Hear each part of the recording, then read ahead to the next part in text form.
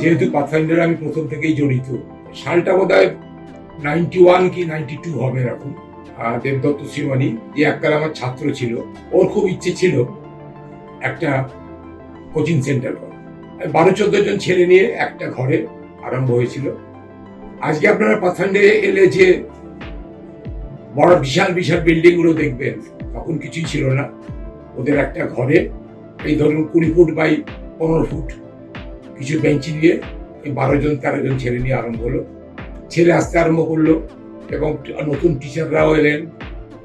ভালো ভালো টিচার এসেছিলেন, যাদবপুর থেকে, যাদবপুর ইউনিভার্সিটি থেকে টিচার এসেছিলেন। তারপরে অন্য অন্য বেশ কিছু কলকাতা কলেজ থেকে মাস্টারমশাইরা এলেন। আস্তে আস্তে পাথফাইন্ডার নামটা বাড়তে আরম্ভ করলো। তখন তো আর একটা ঘরে হবে না, তখন ওদের বাড়িরই, ওদের যে পৈতৃক বাড়ির অন্য কিছু ঘর খালি হয়ে গেছে, সেই ঘরগুলো তখন করে আরম্ভ। তারপর আস্তে আস্তে আস্তে আস্তে বিভিন্ন জায়গায় পড়াতে আরম্ভ হলো। পাথফাইন্ডারের টিচার গিয়ে পড়াতে আরম্ভ করলেন। প্রচুর সেন্টার হয়ে গেল, প্রচুর, প্রায় 40-42টা সেন্টার। ইভেন ত্রিপুরাতেও সেন্টার হয়েছে এবং আমাদের পাশের রাজ্যগুলোতেও সেন্টার শুরু হয়েছে। বাঙালিদের মধ্যে এরকম টেনাসিটি, এরকম পরিশ্রম এবং লেগে থাকা, ওর ধ্যান জ্ঞান ছিল পাথফাইন্ডার, এরকম আমি খুব গর্ব অনুভব করি।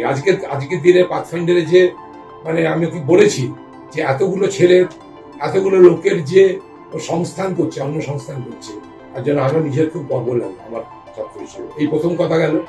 দ্বিতীয় হচ্ছে টিচাররা কনসার্ন, টিচার যারা পড়ান তাদের খুব কেয়ারফুলি চুজ করা এবং রেগুলার ফিডব্যাক নেওয়া, ঠিক তারা জাস্টিস করতে পারছে কি না, এবং যদি জাস্টিস না করা হয় তাকে আলাদা করে ডেকে আলাদা করে ডেমো ক্লাস অন্য টিচাররা দেন। আমিও নিয়েছি মাঝে মাঝে ডেমো ক্লাস, যে হাউ টু টিচ, কিভাবে পড়াতে হবে।